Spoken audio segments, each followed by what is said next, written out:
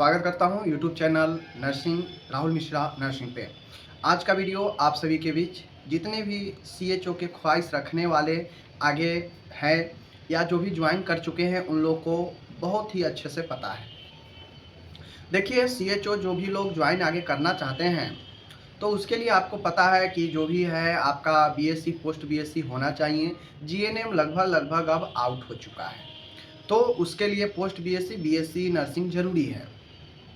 वहीं पे मैं बात करूं कि जो सीएचओ का जो सैलरी है पूरे ऑल ओवर इंडिया में सबसे ज़्यादा अगर कहीं पे सैलरी है तो अपन बिहार में है। जी हाँ, यूपी में जाएंगे 32,000 रुपये मिलते हैं, राजस्थान में जाएंगे 16,000 18,000 रुपये मिलता है।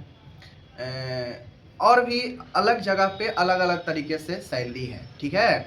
छत्तीसगढ़ में अभी बहाली निकला है, वहाँ भी सैलरी 16 से 17,000 के आसपास है।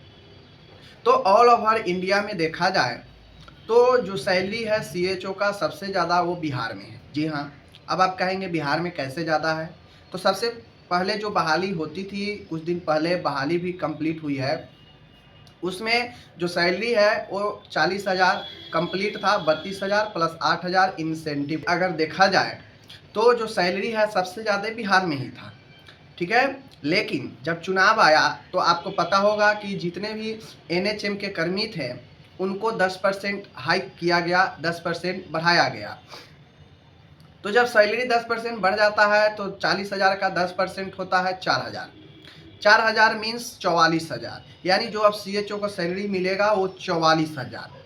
8,000 इंसेंटिव है तो वो जो जैसा परफॉर्मेंस करेगा वैसा मिलेगा, लेकिन ओवरऑल सैलरी सीएचओ का अब 44,000 बिहार में हो चुका है। नज़र उठा के आप कहीं भी देख लेंगे किसी भी स्टेट में तो आपको 44,000 रुपये पर महीने सीएचओ का नहीं है। चाहे बंगाल हो, चाहे वो आपका कहीं भी हो, किसी भी स्टेट में हो, आप उठा के देख लेंगे उससे बहुत कम ही सैलरी है, ठीक है। तो कुछ स्टेट में तो इतना सैलरी है सीएचओ का जो एएनएम के सैलरी बिहार में एनएचएम पर लगता है उतना सैलरी जो है सीएचओ को मिलता है। कुछ ऐसे भी स्टेट है। तो कुल मिला के धीरे धीरे अब ये जो सिचुएशन है, सैलरी 44,000 अगर सीएचओ का मिल रहा है तो कहीं से न कहीं से ये बिल्कुल गलत सैलरी नहीं है, एक अच्छी खासी सैलरी है। लेवल 4 का सैलरी, लेवल 5 का सैलरी इस आसपास आता है 44-45,000।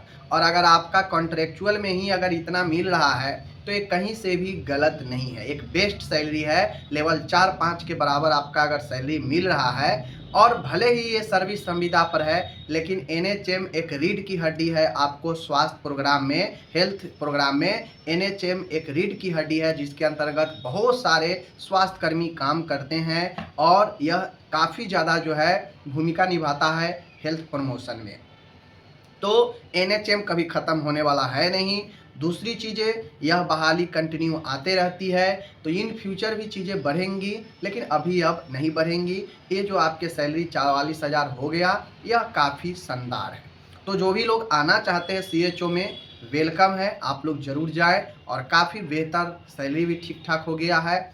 और दूसरी चीज़ें, आपको जो है इसमें इज्जत भी जो है मिलता है। ऑफिसर, कम्युनिटी ऑफिसर होते हैं तो कहीं ना कहीं वेस्ट जॉब है, अच्छा जॉब है, ठीक है।